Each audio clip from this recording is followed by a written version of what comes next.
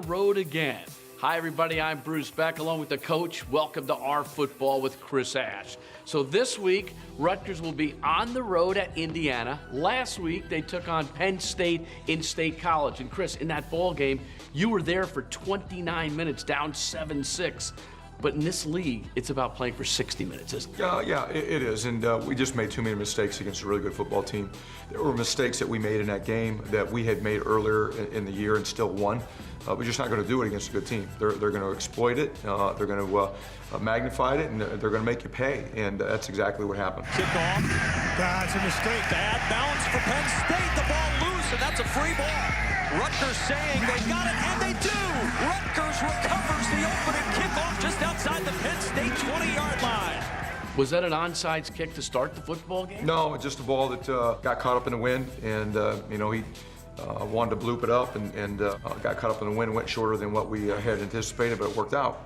You get the early field goal, and then you get another one after the longest drive of the season, going for over 7 minutes, and that's ball control, what you're looking for. Yeah, it was a great drive. Just unfortunately, we couldn't put it in the end zone. Really thought Gus broke out on a long run. I thought he was going to be able to get an end zone, but he stepped out earlier. And then we stalled out and had to kick another field goal. And that really, red zone and third down was really the difference in the game. Our inability to get first downs on third down, and then our inability to stop Penn State in the red zone or hold them to field goals, and our inability to get touchdowns on the board. You ran for 157 yards in this football game, and I thought you ran the ball very hard, and the line did a solid job. Yeah, I'm really happy with our offensive line and the progress that they've made throughout the year and the continued improvement they make from week to week. We're running the ball well. We're doing it pretty consistently right now. We're protecting the quarterback better. We're cutting down on some of our mistakes that we were having. We were having a lot of critical pre-snap mistakes. We had one Saturday, but we've cut those down and allowed us to play a lot cleaner at the line of scrimmage. Now he's back. And Barkley on first down is buried in the backfield. CJ Onyekchi into the backfield, making a huge play. Defensively, holding Saquon Barkley to 35 yards on 14 carries has to be a major accomplishment. What about the job your guys did in that regard? Well, we did do a good job of limiting his yards and his opportunities, and we said at the beginning of the game, if we're going to have a chance to win it, that's what we needed to do, and we did that. Unfortunately, their skill at wide receiver and Trace McSorley, the quarterback, made some plays that put points on the board. We gave up 35 points. That's not a good day. We did stop the run, like we needed to, and like we was in our plan to win. Their skill and our skill in the pass game just was too much for us. McSorley threw for 214 yards. He also ran effectively. You said last week on this show, going into the game, he was your big concern. Oh, absolutely. He's a great player. I think he's the key to their offense. And he makes everything go. He's got the ball in his hands every snap. He's got to make a decision every snap, whether it's to keep it, to hand it off, and where he's going to throw it. And when he runs, he's very effective, and he's an outstanding open field runner. And then he can throw the ball up, and they got good receivers that can go get it. McSorley under pressure. Bailey in the backfield, and Bailey with a sack. DeCoven Bailey in this game had a sack, had a tackle and punt coverage, had a 4-yard offensive reception. That's 3 phases of the game. You can't ask for much more.